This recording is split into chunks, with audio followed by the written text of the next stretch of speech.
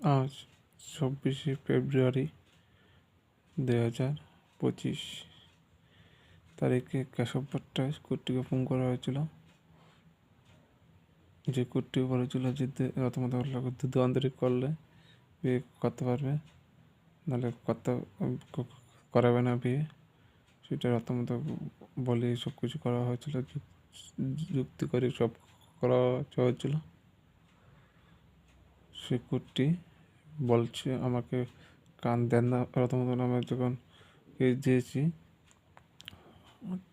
আমাকে বলে যে কান দেন্দা বানিয়ে দিবি, দান্দা বানিয়ে দিবি, মানে সর্দি এমন কথা বলেছে আজকে। তার জন্য প্রশাসনের কাছে আবেদন করছি যেন কুট্টিকে